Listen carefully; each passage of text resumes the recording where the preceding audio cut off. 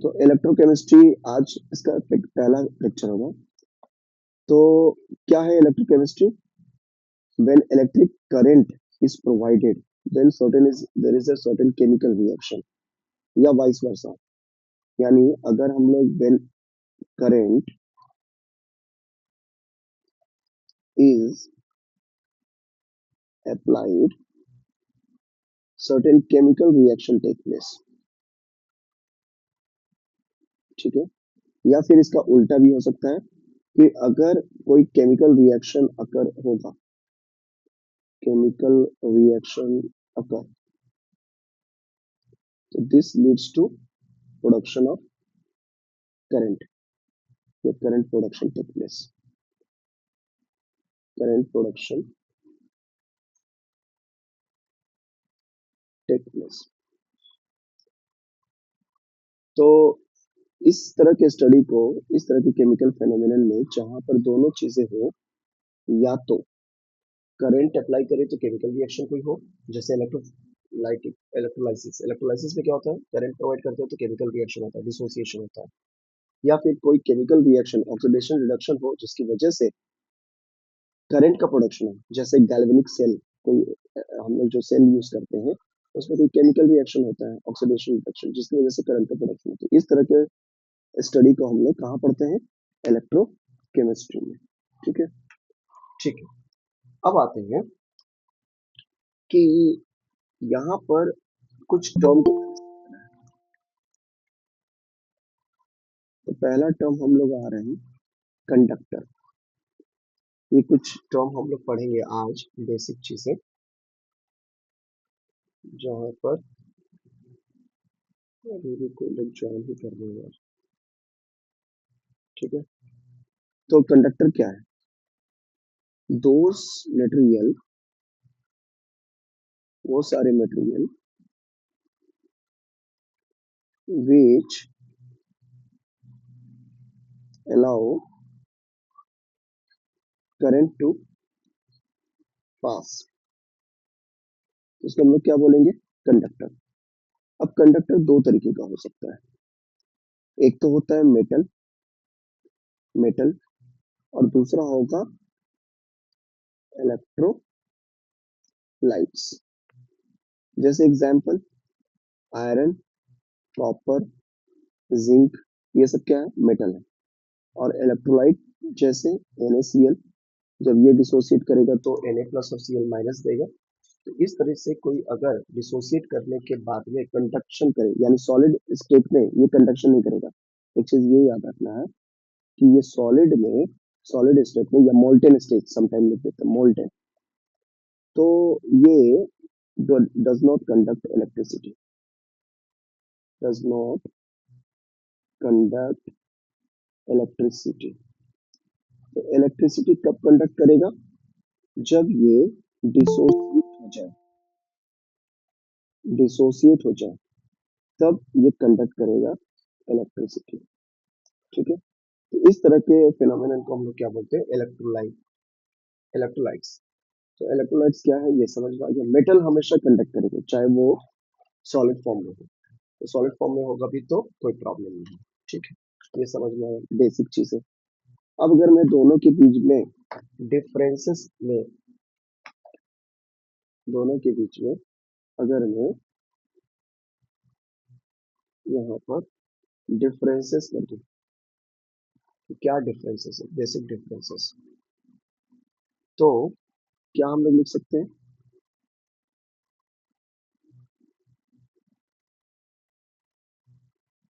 एक तरफ में हम लोग मेटल लिख रहे हैं और दूसरी तरफ में हम लोग इलेक्ट्रोलाइट्स लिख रहे हैं। ठीक है, तो यहाँ पर कंडक्शन होगा, जो कंडक्शन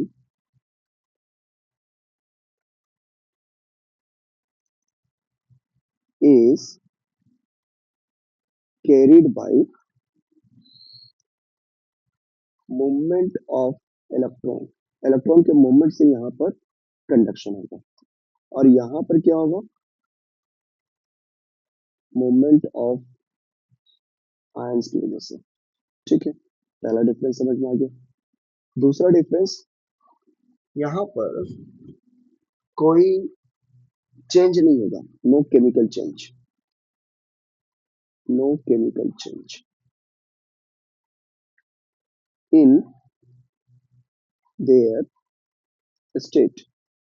लेकिन यहाँ पर क्या होगा, their state will change. State will change का मतलब कि सॉलिड कन्वर्ट करेगा लिक्विड फॉर्म में, या जब डिसोसिएट करेंगे आयंस के फॉर्म में तभी ये कंडक्शन करेंगे। ठीक है, यानी यहाँ पे कोई केमिकल रिएक्शन होना चाहिए, केमिकल रिएक्शन होना चाहिए। ठीक है। तीसरी चीज कि कंडक्शन मेटल के केस में डिक्रीज करता है, ये बहुत इंपॉर्टेंट है। Conduction conduction property decrease with increase in temperature. जैसे जैसे टेम्परेचर इंक्रीज करते हैं ये डिक्रीज करेगा। लेकिन यहाँ पर कंडक्शन क्या होता है, कंडक्शन इंक्रीज करता है विथ इंक्रीज इन टेम्परेचर। इसका कोई रीजन बता सकता है क्या लास्ट वाले का, या कोई भी पॉइंट नहीं समझा तो पूछिए। लास्ट वाले का रीजन बता सकता है कि क्यों होता है ऐसा। टेम्परेचर यहाँ पर इंक्रीज करेंगे तो ये क्या होगा, डिक्रीज करेगा। लेकिन यहाँ पर टेम्परेचर अगर इंक्रीज करते हैं तो ये कंडक्शन भी इंक्रीज करेगा। क्यों ऐसा होगा,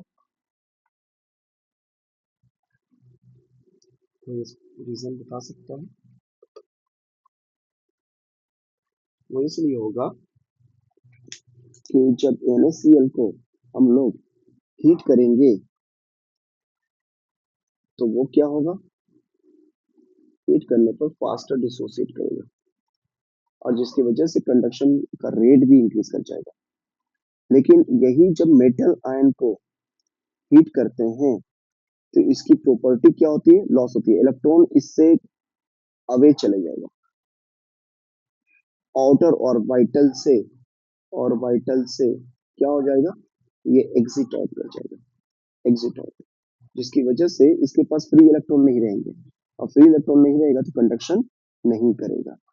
ठीक है, ये कुछ मैंने बेसिक बता दिया। अब अगर मैं लिखूं कि फैक्टर्स अफेक्टिंग कंडक्शन, तो क्या क्या हो सकता है, क्या क्या फैक्टर अफेक्ट कर सकते हैं कंडक्शन के लिए। तो पहला आएगा नेचर ऑफ इलेक्ट्रोलाइट।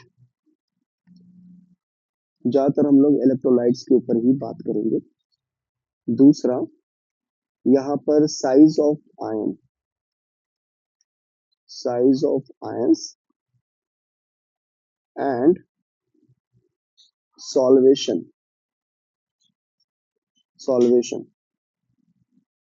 तीसरा, nature of solvent,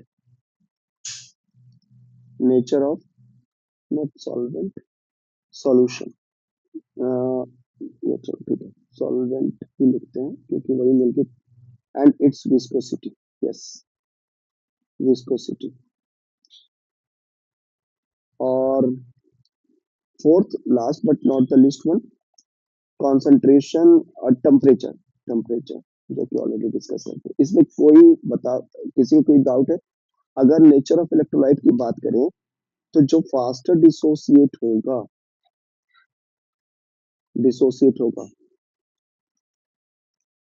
faster dissociate, that will show more conduction. जो लेसर होगा वो कम कंडक्ट करेगा। जैसे अब इसमें भी दो टाइप के इलेक्ट्रोलाइट्स आते हैं, वीक इलेक्ट्रोलाइट जो हम लोग पढ़ने वाले हैं, और स्ट्रॉन्ग इलेक्ट्रोलाइट। तो वीक इलेक्ट्रोलाइट क्या होगा, वीक इलेक्ट्रोलाइट वो होते हैं जो आयंस में 100% डिसोसिएट नहीं करेंगे, तो उनको वीक इलेक्ट्रोलाइट बोल देते हैं। और स्ट्रॉन्ग इलेक्ट्रोलाइट वो होते हैं जो 100% डिसोसिएट कर जाए। तो कौन फास्टर या कौन अच्छे से कंडक्शन करेगा, जो स्ट्रॉन्ग इलेक्ट्रोलाइट होगा। वीक इलेक्ट्रोलाइट 100% डिसोसिएट नहीं कर रहे हैं, इसलिए कंडक्शन भी उनका स्लो होगा। ठीक है, यहाँ पर अब दूसरी बात करें कि साइज ऑफ आयन। तो size of ion and solvation layer, अगर लार्जर साइज होगा, लार्जर साइज किसका, ऑफ आयंस, आयंस तो क्या होगा, लेसर उनका क्या होगा, लेसर कंडक्शन होगा। और सॉल्वेशन ज्यादा, सॉल्वेशन, सॉल्वेशन अगर सॉल्वेशन ग्रेटर होगा तो अगेन लेसर कंडक्शन होगा। ये पॉइंट क्लियर है, सेकेंड वाला पॉइंट क्लियर है, किसको और एक्सप्लेन करूं, जाने समझे पूछिएगा। ये सेकेंड पॉइंट सभी क्लियर है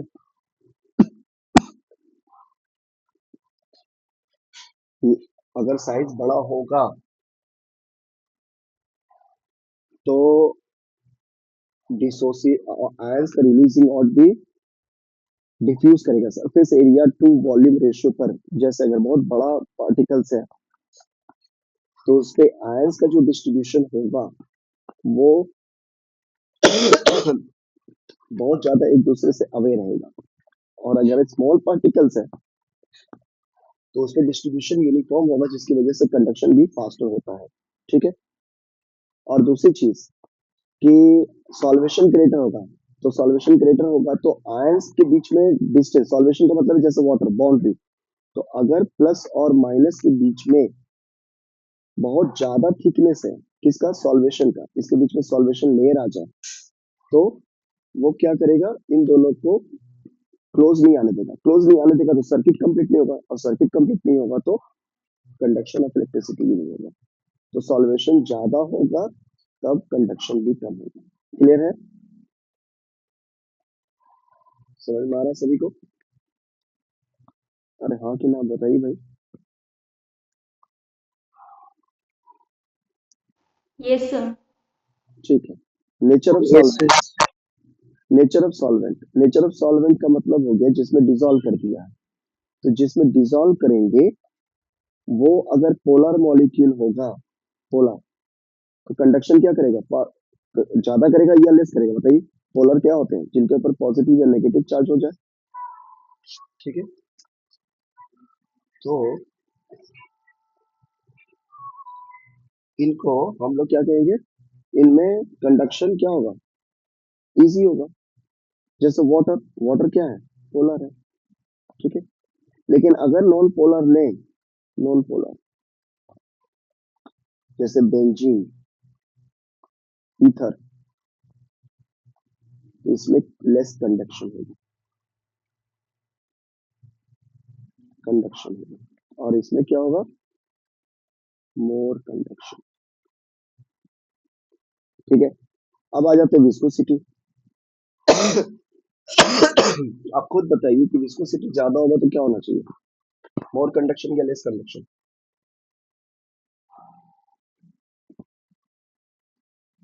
बोलिए। विस्कोसिटी का मतलब क्या होता है, मोर स्टिकनेस, More मोर denser. मोर डेंस एयर। हाँ। जैसे, जैसे वाटर को ले ले तो उसके थिकनेस बहुत कम है, लेकिन उसके कंपैरिजन में डीजल, मोबिल, इस तरह का ले तो उसकी विस्कोसिटी ज्यादा है। तो मोर विस्कस यानी लेस कंडक्शन, लेस कंडक्शन। ये सब चीजों को थोड़ा सा आप समझ सकते हैं। अब टेम्परेचर तो पहले ही बता दिया कि अगर मोर टेम्परेचर होगा तो कंडक्शन भी ज्यादा होगा, देन कंडक्शन इज मोर। चलो ठीक है, कंडक्शन के बारे में कुछ पॉइंट को समझा और फैक्टर समझा। अब आते हैं कुछ टर्मिनोलॉजी। एक टर्म है कंडक्टेंस। अब वही सिंपल चीजों पे ज्यादा ध्यान दूंगा जो कंडक्शन से रिलेटेड है। तो टर्म हम लोग मेजर करते हैं कंडक्टेंस। कंडक्टेंस को हम लोग रिप्रेजेंट करते हैं जी से, जी से। और ये कुछ नहीं है, इट इज इनवर्स ऑफ, किसका इनवर्स होगा, रेजिस्टेंस। 11th क्लास के फिजिक्स में पढ़ा हुआ रेजिस्टेंस। रेजिस्टेंस का मतलब है जो रेजिस्ट करे, क्या, रेजिस्ट द फ्लो ऑफ, बोलो, electrons. इलेक्ट्रॉन। इलेक्ट्रॉन के जो फ्लो को रेजिस्ट कर दे उसको रेजिस्टेंस बोल देंगे। और कंडक्टेंस क्या है, जो अलाउ करे electric, allow electron to flow. तो दोनों एक दूसरे से अपोजिट है, और इसीलिए इन दोनों का रिलेशनशिप कैसा होगा, G is equal to inverse proportional to resistance. Resistance को R से रिप्रेजेंट करते हैं। ठीक है, ओके ठीक है, तो ये समझ में आ गया। अब यहाँ पर यूनिट पूछ दे, किसका यूनिट, ऑफ G, कंडक्टेंस, तो इसका क्या होगा, जो R-1 हो जाएगा। तो R का यूनिट क्या होता है, ओम। ओम को सिंबल से ऐसे रिप्रेजेंट करते हैं, या ऐसे लिख सकते हैं, ओम-1। तो ओम को एक तरीके से और कर सकते हैं, उल्टा लिखेंगे ओम को तो MHO, ये भी लिख सकते हैं, ये भी यूनिट हो गया। और तीसरा इसका यूनिट होता है साइमेन। साइमेन, ठीक है, तो ये इसका तीसरा यूनिट हो गया, साइमेन, S। क्लियर हुआ। तो कंडक्टेंस एक टर्म समझा हम लोगों ने। कंडक्टेंस डायरेक्टली शो करता है कि कितना वो इलेक्ट्रिक को इजीली अलाउ करेगा, इलेक्ट्रिक करंट को अलाउ करेगा। ठीक है, अब आते हैं कंडक्टेंस के बाद में एक दूसरा टर्म है जिसको बोलते हैं specific conductivity. Specific conductance, not conductivity, conductance और conductivity, yes, conductivity, specific conductance और कंडक्टिविटी, इसको रिप्रेजेंट करते हैं के से। ठीक है, अब ये क्या है, तो ये भी इनवर्स है किसका, इनवर्स ऑफ रजिस्टिविटी। रेजिस्टेंस नहीं लिख रहा है, रजिस्टिविटी है। ठीक है, और इस रजिस्टिविटी को रो से रिप्रेजेंट करते हैं, रो से। अब थोड़ा सा हम लोग फॉर्मूला पे चलते हैं। आर जो रेजिस्टेंस है उसका एक फॉर्मूला होता है, रो इंटू एल बाई ए। कितना आप लोग जान पढ़े हैं क्या, ये सब क्लास 11 पे पढ़ना था। R is equal to rho into L by A. फिर आर क्या है, रेजिस्टेंस, और रो क्या है, रेजिस्टिविटी। Resistance. हाँ, या स्पेसिफिक रेजिस्टेंस भी बोल सकते हैं, जैसे ऊपर वाले को बोल रहे हैं स्पेसिफिक कंडक्टेंस, इसी तरह से इसको स्पेसिफिक रेजिस्टेंस भी बोल देते हैं। और एल क्या है, लेंथ ऑफ वायर या वो मटेरियल, और ये क्या है, एरिया। ठीक है, तो अब मैं बोल रहा हूँ कि इनवर्स ऑफ रो है, तो यहाँ से अगर रो को, तो क्या हम लोग के इज इक्वल टू 1/रो लिख सकते हैं, बिल्कुल लिख सकते हैं। अब रो को अगर मैं इधर लेके चला जाऊं, तो क्या मैं इसको L by A into 1/r लिख सकता हूँ, बोलो हाँ या ना। क्योंकि इस फॉर्मूला को कैसे लिख सकता हूँ, इधर मैं रो को इधर ले जाऊं, तो इस रो को कैसे लिख सकता हूँ बताओ, 1/रो, और एल बाई ए के साथ कोई छड़ छड़ नहीं किया, और आर को लेके आया तो आर ऐसे हो जाएगा। तो 1/रो की जगह पे डायरेक्टली क्या हो गया, ये वैल्यू को यहाँ पुट कर दिया। क्लियर है, और हाँ कि ना, यहाँ पे क्लियर है। Yes, okay, sir. अब एल बाई ए जो है, ये नथिंग, एल बाई ए को हम लोग कहते हैं cell constant. Cell constant, cell constant, किसी सेल के अंदर में कितना रेजिस्टेंस है उसको सेल कांस्टेंट, ये कांस्टेंट वैल्यू होता है एल बाई ए रेशियो, इसको बोलते हैं सेल कांस्टेंट। ठीक है, तो सेल कांस्टेंट का यूनिट क्या लिख सकते हैं, ये है लेंथ और नीचे एरिया। तो लेंथ का यूनिट क्या होगा, किसी में भी लिख दो, सेंटीमीटर या मीटर, और नीचे क्या होगा, सेंटीमीटर स्क्वायर, तो इसकी यूनिट क्या हो जाएगी, सेंटीमीटर-1। ठीक है, लेंथ सेल कांस्टेंट की यूनिट। ओके, तो अब आ जाते हैं, क्या हम लोग K is equal to K is equal to cell constant, cell constant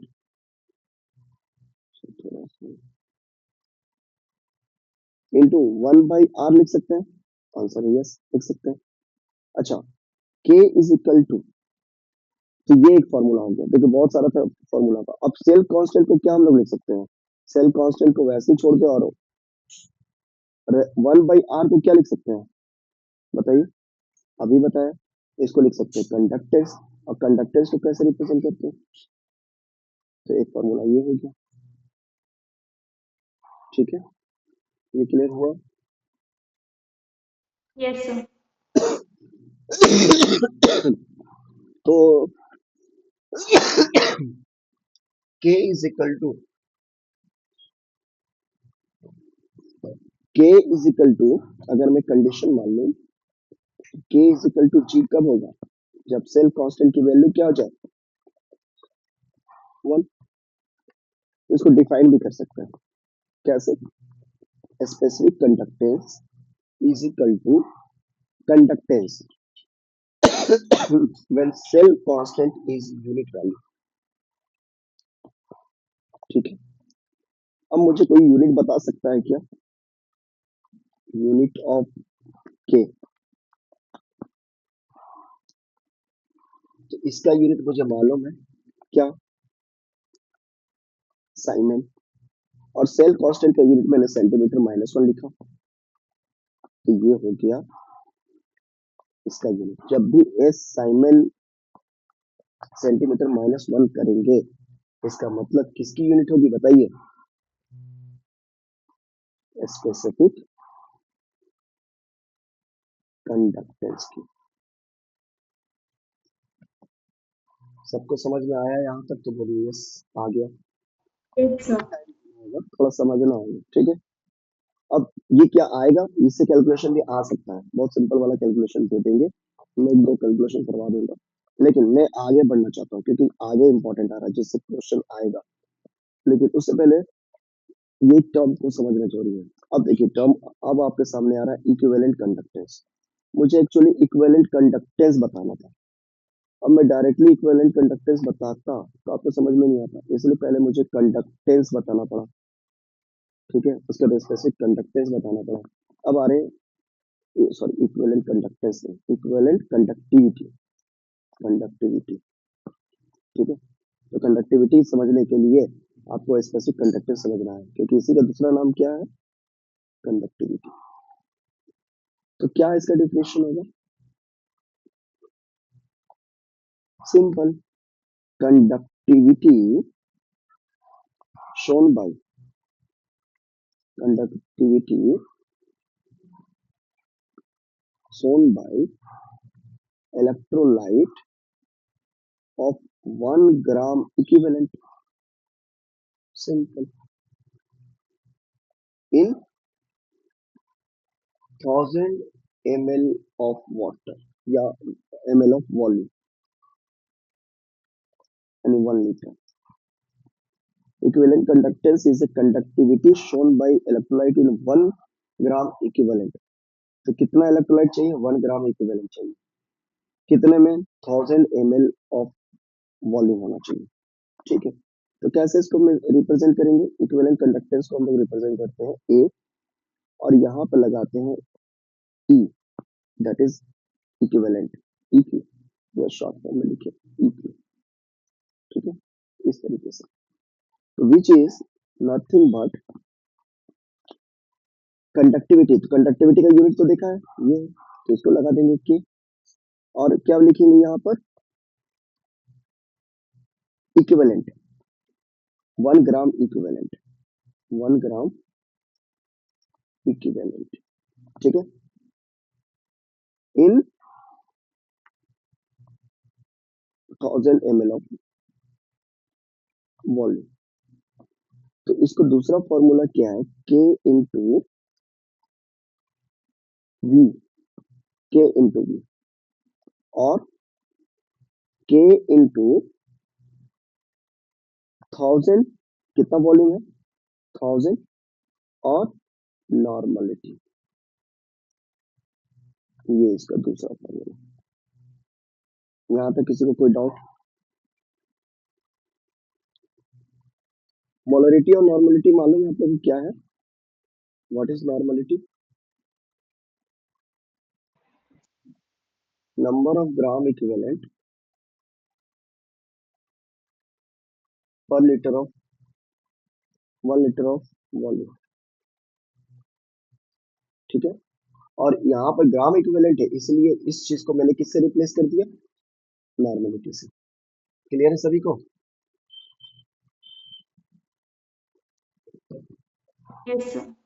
ठीक है, क्लियर है। तो अब इसका यूनिट क्या होगा, कोई यूनिट बता सकता है? तो कप्पा का तो यूनिट मालूम है, क्या है? Simon centimetre -1। लेकिन यहाँ वॉल्यूम है, तो वॉल्यूम का यूनिट क्या होगा? Centimetre cube. तो ये वैल्यू और ये वैल्यू कैंसिल होकर 2 आ जाएगा, यानी एस सेंटीमीटर स्क्वायर इसका यूनिट होगा। बोलिए, क्लियर है?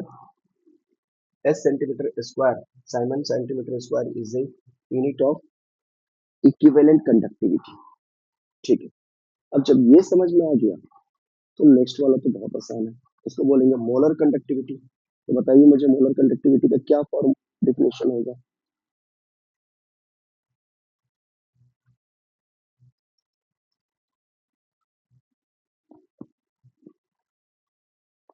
ए एम से रिप्रेजेंट करेंगे, बताइए। कंडक्टिविटी शोन बाय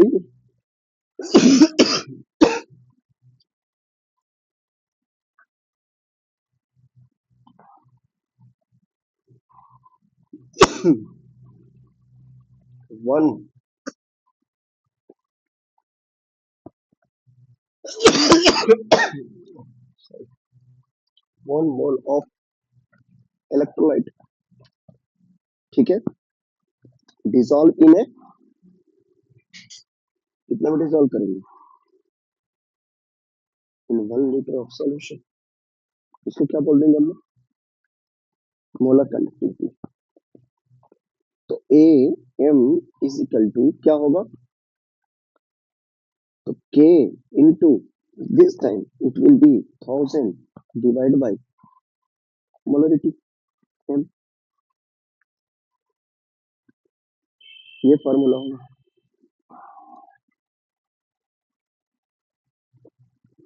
ठीक है, तो मोलरिटी को नॉर्मलिटी की जगह पे इस बार मोलरिटी ले ले तो ये मोलर कंडक्टिविटी होगा। तो मोलर कंडक्टिविटी और इक्विवेलेंट कंडक्टिविटी में क्या कोई रिलेशन है? आंसर है यस, है। क्या है? वही जो नॉर्मलिटी और मोलरिटी में रहते हैं, यानी A equivalent is equal to A molarity divide by N factor. ये और एन क्या है? N is N is acidity और बेसिडिटी, एसिडिटी और बेसिसिटी, यानी NaOH को जब डिसोसिएट करें तो Na प्लस और OH माइनस डिसोसिएट करें तो ये एक है OH का बेसिसिटी, यानी इस केस में नॉर्मलिटी और मोलरिटी सेम हो जाएगा। लेकिन अगर मैं इसी तरीके से H2SO4 को डिसोसिएट करूं तो कंप्लीट डिसोसिएट करेगा। तो यहाँ पर ग्राम इक्विवेलेंट यानी N की वैल्यू कितनी आ जाएगी? 2। यहाँ N की वैल्यू कितनी आएगी? 1। क्लियर है? यानी यहाँ पर मोलरिटी, अगर मैं बात करूं, molar conductivity is 2 times equivalent conductivity if I am taking for H2SO4। Clear है? क्योंकि N क्या है? एसिडिटी और बेसिसिटी, कितना H प्लस और कितना OH माइनस रिलीज कर रहा है जब वो सॉल्यूशन के फॉर्म में जा रहा है, जब वो डिसोसिएट कर रहा है। यहाँ तक क्लियर हुआ?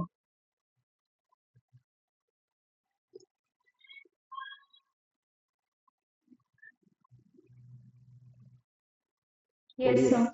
सभी को समझ में आ रहा है जी? ठीक है, Yes, sir. Yes, sir.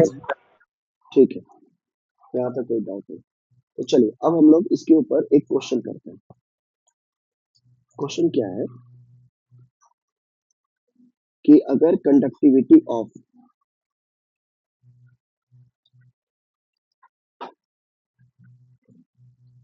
0.25 mole solution of KCl at 300 Kelvin is 0.0275 SCM -1। अब यूनिट है तो आप समझ में आएगा कि ये क्या बात कर रहा है, कंडक्टिविटी की बात कर रहा है। ठीक है, ये कंडक्टिविटी की बात कर रहा है।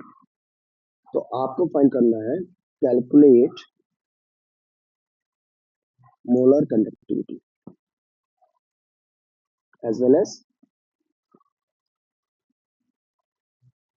Equivalent conductivity. पहले तो बताइए क्या दोनों में सेम होगा या डिफरेंट होगा, मोलर और इक्विवेलेंट?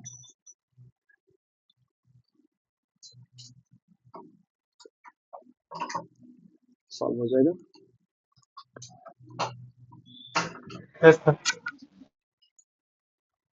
क्या आएगा आंसर? मोलर कंडक्टिविटी और इक्विवेलेंट कंडक्टिविटी सेम होगा क्योंकि यहाँ पे क्या है, KCL.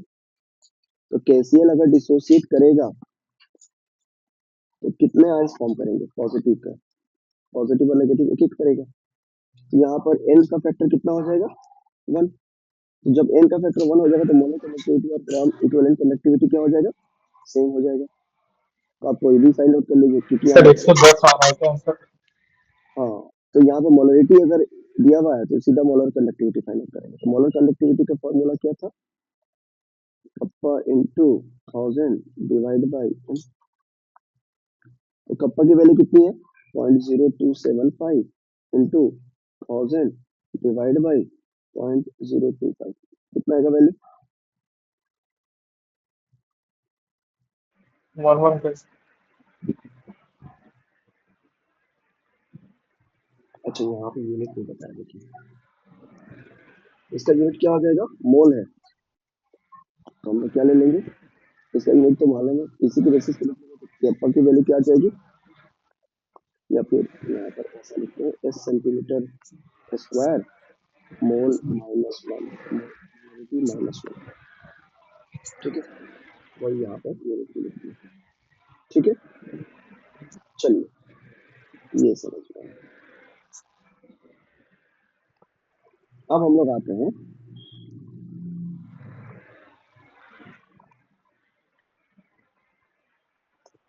Weak electrolyte and strong electrolyte.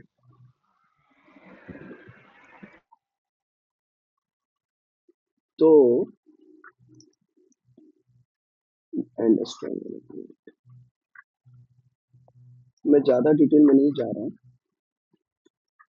Weak electrolyte और स्ट्रॉन्ग इलेक्ट्रोलाइट क्या होता है, मैंने पहले भी बताया क्या होता है।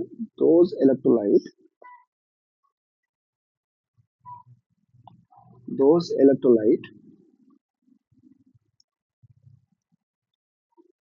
which partially dissociate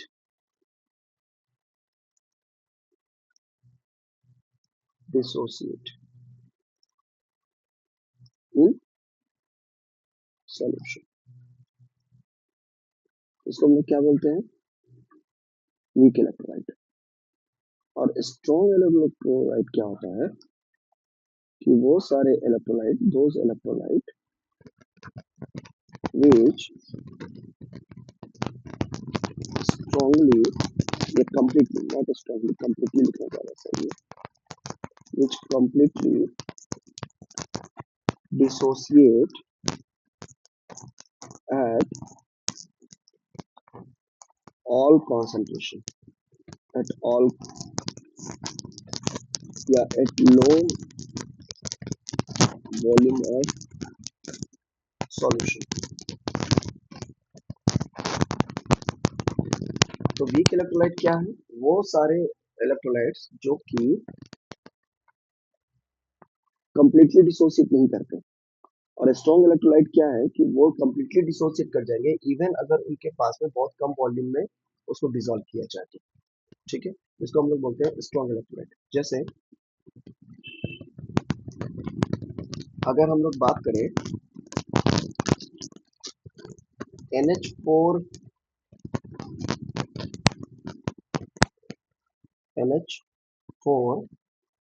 OH का, तो वो क्या है, वीक इलेक्ट्रोलाइट।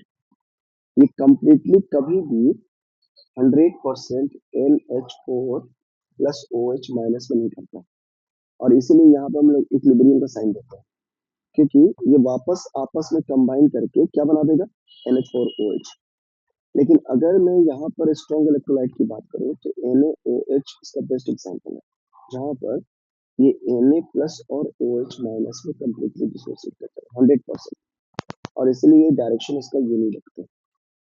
तो जब भी इन डायरेक्शन देखेंगे किसी का भी, तो इसका मतलब क्या है, वो स्ट्रॉन्ग इलेक्ट्रोलाइट है। और जब भी इक्विलिब्रियम में चलेगा तो इसका मतलब वो क्या है, वीक इलेक्ट्रोलाइट है। क्लियर हुआ।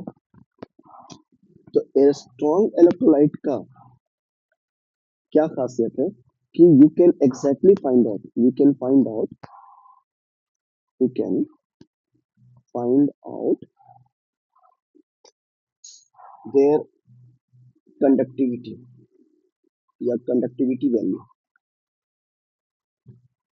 एग्जैक्टली, क्योंकि ये 100% डिसोसिएट कर रहा है तो हम लोग इसका कंडक्टिविटी वैल्यू फाइंड आउट कर सकते हैं। लेकिन ये बहुत कम डिसोसिएट कर रहा है। अगर 100% लें तो हो सकता है कि ये सिर्फ 1% ही डिसोसिएट कर रहा हो।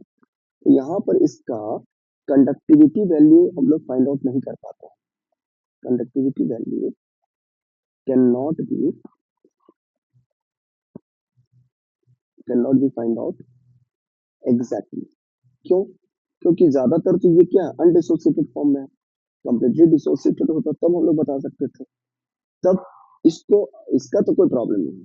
लेकिन अगर इसकी कंडक्टिविटी फाइंड आउट करनी है तो हम लोग एक इनडायरेक्ट रूल लगाते हैं, और उस इनडायरेक्ट रूल को समझना है। तो हम लोग यहाँ पर इनडायरेक्ट कैलकुलेशन करते हैं। समझ में आया। अच्छा, इसकी कंडक्टिविटी को कैसे बढ़ा सकते हैं या इसका डिसोसिएशन को कैसे इंक्रीज कर सकते हैं, at more dilution. More dilution से क्या होता है, more dilution leads to more conductance, क्योंकि तब चांसेस है कि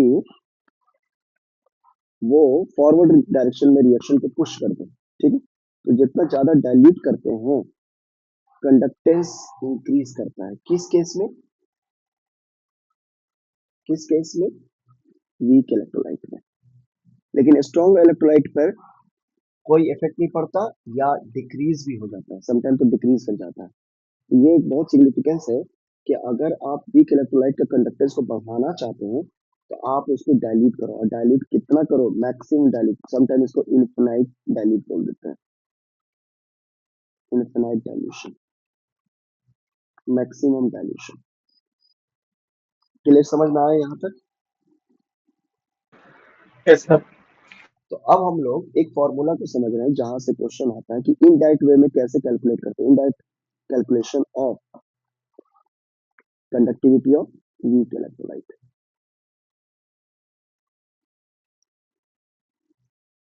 वीक इलेक्ट्रोलाइट, और इसको हम लोग बोलते हैं कॉलरच लॉ। यहां से क्वेश्चन रहता है। ठीक है, कॉलरच लॉ तो क्या कहता है कॉलरच लॉ, चलो इसको समझते हैं। तो this law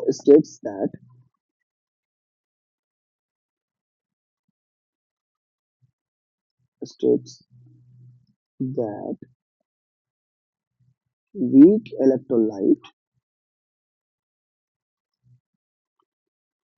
at infinite dilution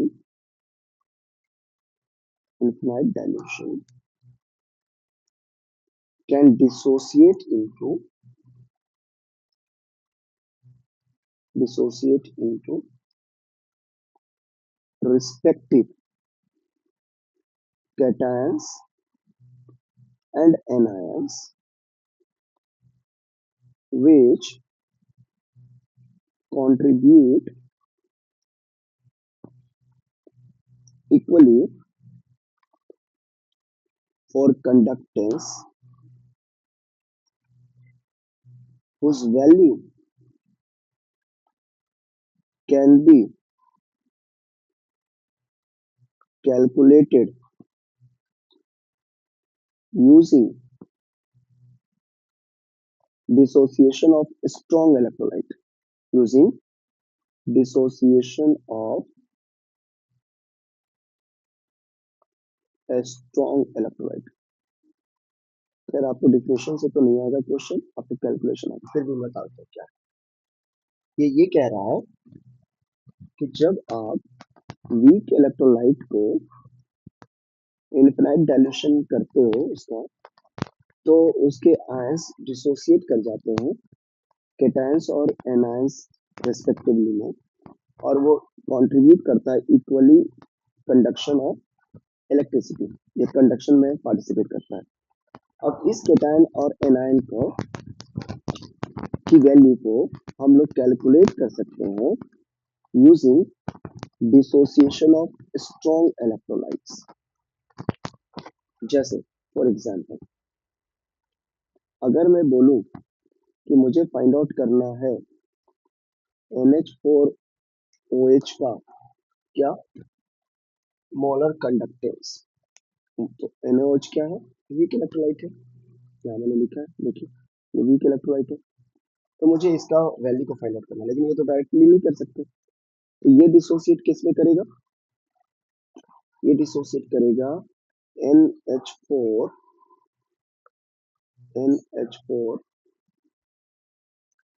plus OH minus में। ठीक है, अब मुझे कोई ऐसा रिएक्शन मिल जाए जो कि स्ट्रॉन्ग इलेक्ट्रोलाइट हो और जहां से NH4 रिलीज होता है, जैसे जैसे NH4Cl, ये स्ट्रॉन्ग इलेक्ट्रोलाइट है। जब ये डिसोसिएट करेगा तो किसमें डिसोसिएट करेगा, NH4 और Cl माइनस में। और कुछ मुझे ऐसा मिल जाए जिससे NaOH, ये भी स्ट्रॉन्ग इलेक्ट्रोलाइट है, तो ये डिसोसिएट कर जाए तो Na प्लस और OH माइनस, ये वैल्यू और ये वैल्यू को जब मैं ऐड ऑन करूंगा तो वो बेसिकली किसका मोलर कंडक्टेंस दिखाएगा, इसका और इसका। समझ पा रहे हो? तो इनडायरेक्ट वे में मुझे ऐसा कैलकुलेशन करना है जिसकी वजह से मतलब स्ट्रॉन्ग इलेक्ट्रोलाइट से कॉमन आयन आ जाए, इसका आयन और यहाँ से आयन कॉमन आ जाए, और ये वाला कॉमन आ जाए। जैसे एक क्वेश्चन करते हैं तो समझ में आएगा ज्यादा अच्छे से। जैसे क्वेश्चन ये कह रहा है कि कैलकुलेट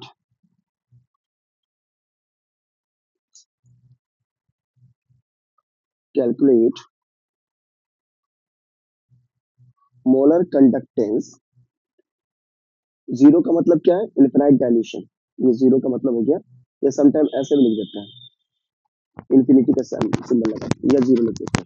ठीक है, for NH4OH using value of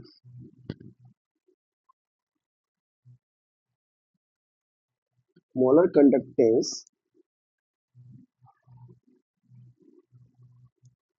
of for पहला है BaH2OH42 barium hydroxide, BaCl2 and NH4Cl, ये सब स्ट्रॉन्ग इलेक्ट्रोलाइट है। NH4Cl as 5 to 3.28 पहला का वैल्यू, दूसरा का वैल्यू है 280 और Pc की वैल्यू है 129.8 SC स्क्वायर मोल -1 रिस्पेक्टिवली।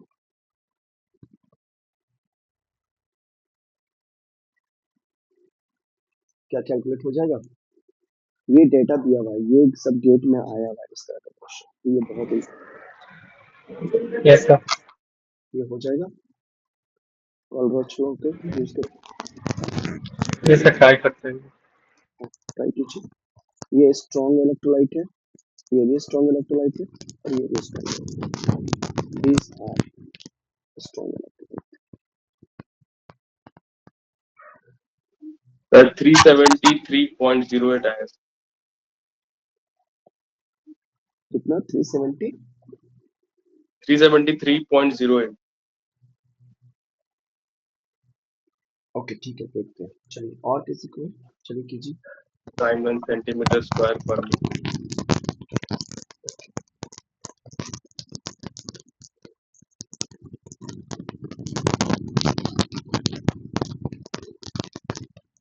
बताइए कैसे कैलकुलेट करेंगे, हो जाएगा?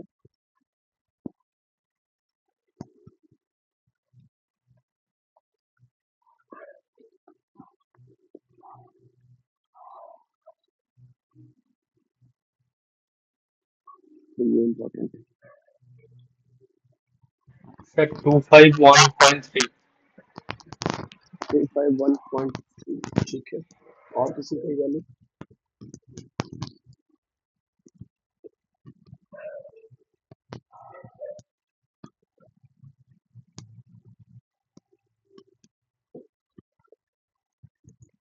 बाकी लोग हो जाएगा कि करूं मैं?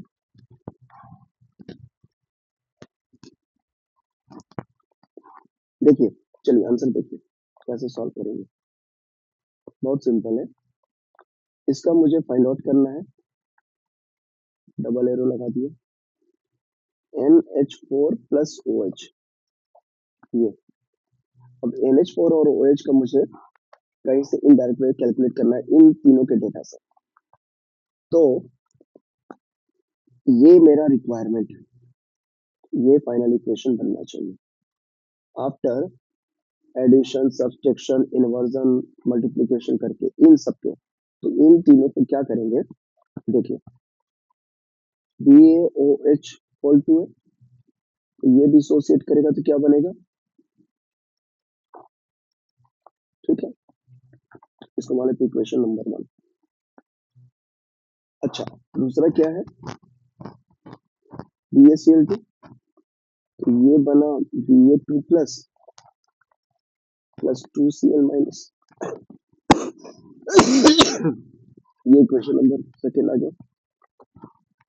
और Na4Cl, तो NH4 और Cl माइनस, ये थर्ड इक्वेशन। अब देखिए, मुझे इन तीनों के कॉम्बिनेशन से मुझे ये इक्वेशन चाहिए।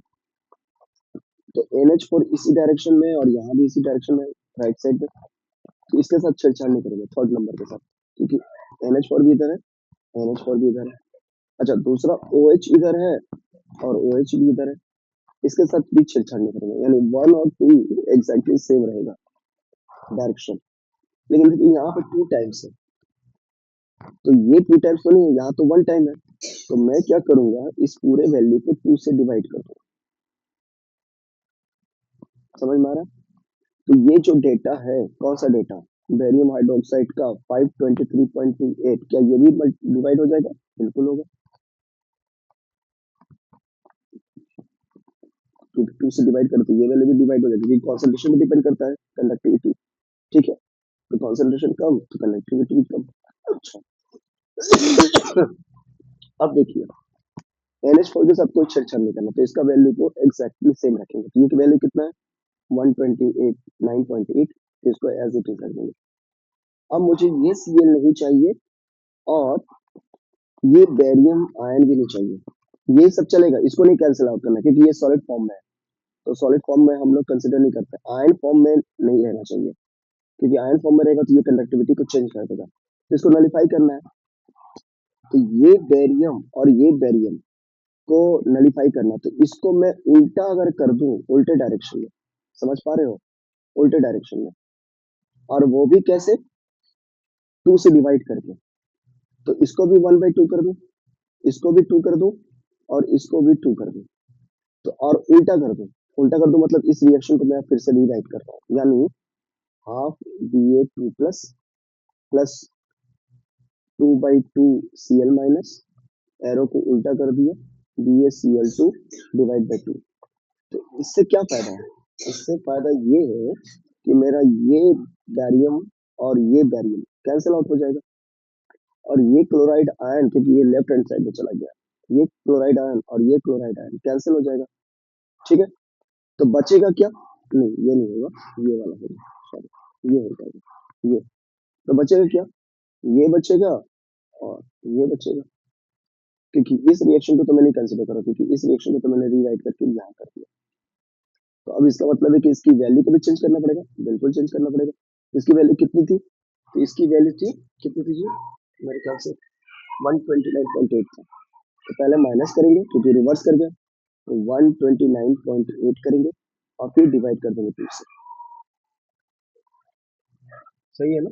थर्ड वाले का नहीं, शायद कुछ लोग बोले 280 है, सॉरी 280 है ना, एक मिनट ये ऊपर देखिए कि सेकंड वाले का क्या है, 280, ठीक है, तो इसको 280 करेंगे, 280 डिवाइड बाई 2, क्लियर है सभी को। अब ये वैल्यू को ऐड ऑन कर दीजिए, इसकी वैल्यू कितनी आएगी, 523.28 का वैल्यू आएगा, 2 दूनी 4, 6 दूनी 12, 2 दूनी 2, 6 दूनी 12, 4 दूनी 8, ये, और ये वैल्यू कितना आएगा, -180, और ये वैल्यू कितना है, +129.8। अब इन तीनों वैल्यू को आप ऐड ऑन करके जो आएगा फाइनल आंसर, क्या आएगा आंसर जी,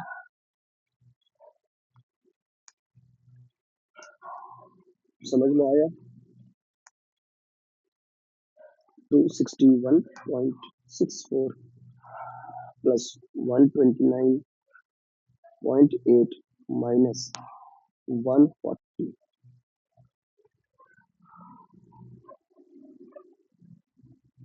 माइनस 140, सही है, इसकी वैल्यू आएगी +251.44, बिल्कुल सही, यही आंसर है। Yes sir. सब कुछ समझ में आया, कैसे किया, यस सर। बोलो समझ में आया सबको।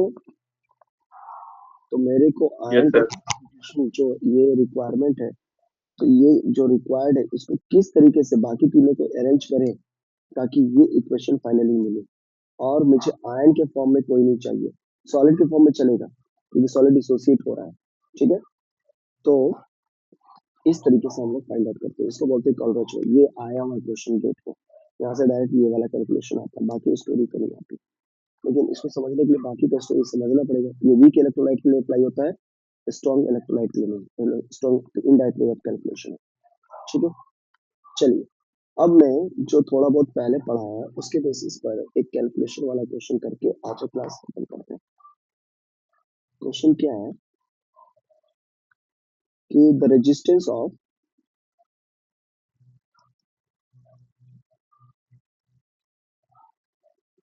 .01 मोल, ठीक है, CH3C OOH एसिटिक एसिड, अच्छा ये भी वीक इलेक्ट्रोलाइट होता है, ठीक है।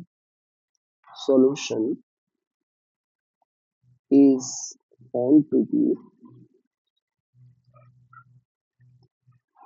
220 ओम, रेजिस्टेंस दिया हुआ है, ठीक है।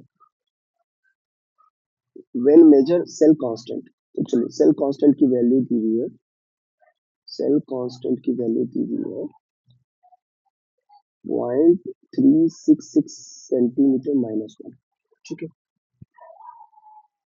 और लेमडा या ऐसे कंडक्टिविटी, मोलर कंडक्टिविटी इंफिनिटी और H प्लस एंड इसकी वैल्यू है 349.1, और molar conductivity at infinity for CH3COO minus is 40.95, 40.9, S centimetre square -1 पर मोल। चलो कैलकुलेशन हो जाएगा। क्या फाइंड आउट करना है? हाँ, क्या फाइंड आउट करना है? ये डेटा दिया हुआ। पहला फाइंड आउट करना है कंडक्टिविटी, दूसरा फाइंड आउट करना है तुम लोग को मोलर कंडक्टिविटी, सिर्फ मोलर कंडक्टिविटी, फॉर्मूला बता चुका हूँ। तीसरा फाइंड आउट करना है डिसोसिएशन कांस्टेंट। यस, ये नहीं शायद बताया है, तो ये कर लेंगे डिसोसिएशन कांस्टेंट। और चौथा डिग्री ऑफ डिसोसिएशन। पहले हम लोग डिग्री ऑफ डिसोसिएशन करते हैं। Degree of dissociation,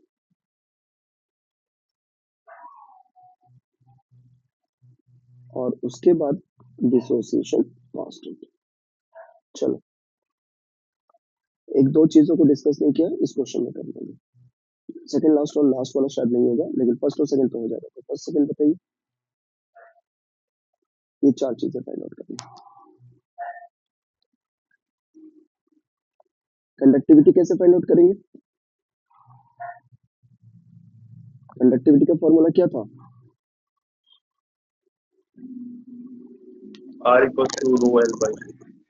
sir 1/2 R into cell constant, cell constant है ना, याद आया? चलो देख लेते हैं। कंडक्टिविटी यानी स्पेसिफिक कंडक्टिविटी, स्पेसिफिक कंडक्टेंस और कंडक्टिविटी का क्या फॉर्मूला था?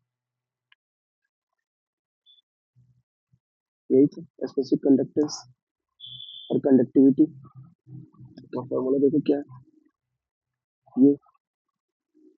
अच्छा, यहाँ पर रिवर्स में तो cell constant is equal to 1/r, है ना। यहाँ पर एक क्या होगा, हम लोग क्या करेंगे, ये वैल्यू को 1/r करेंगे, है ना, डिवाइड बाई r।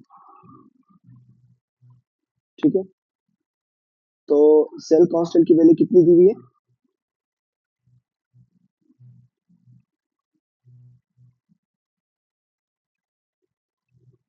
0.36,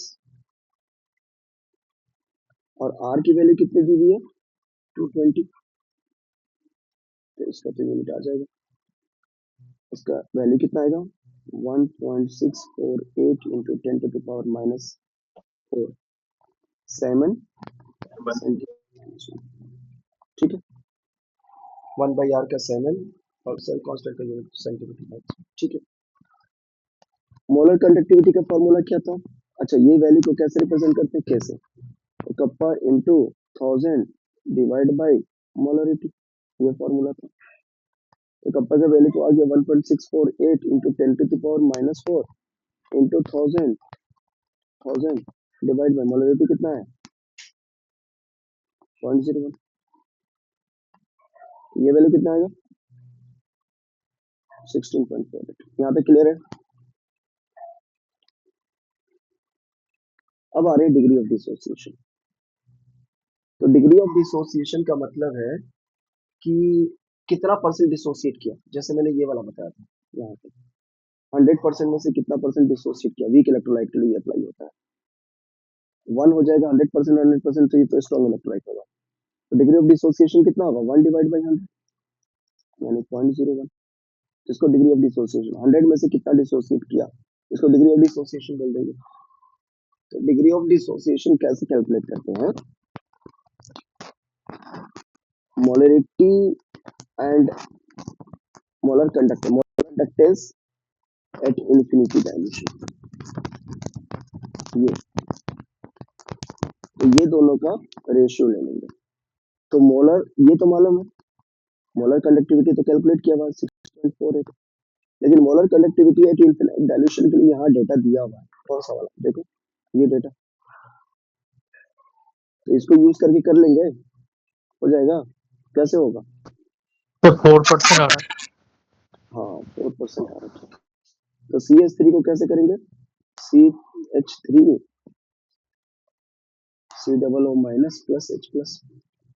तो यहाँ पर डायरेक्टली इन दोनों का वैल्यू दिया हुआ, तो दोनों का वैल्यू को क्या कर देंगे? क्या करेंगे? ऐड ऑन कर देंगे, है ना।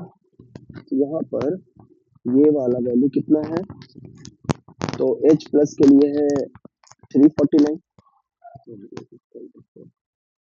349.1, और दूसरा वाला के लिए कितना है 40.9।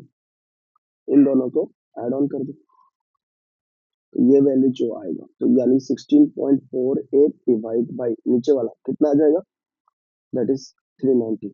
9 एक 10, 9 एक 10, 4 4 8 8 9, 390 आएगा। यस, ये वैल्यू कितना आएगा 0.042, यानी 4.22%। बिल्कुल सही, 4.22%। क्लियर है कैसे कैलकुलेट किया। बस इसी तरह से एक दो एग्जांपल करते चलते हैं। अच्छा, अब जब ये कैलकुलेट हो गया तो डिसोसिएशन कांस्टेंट कैसे होगा, तो डिसोसिएशन कांस्टेंट के लिए आगे हम लोग देखेंगे भी आयनिक इक्विलिब्रियम में। नहीं, बहुत सिंपल है, देखो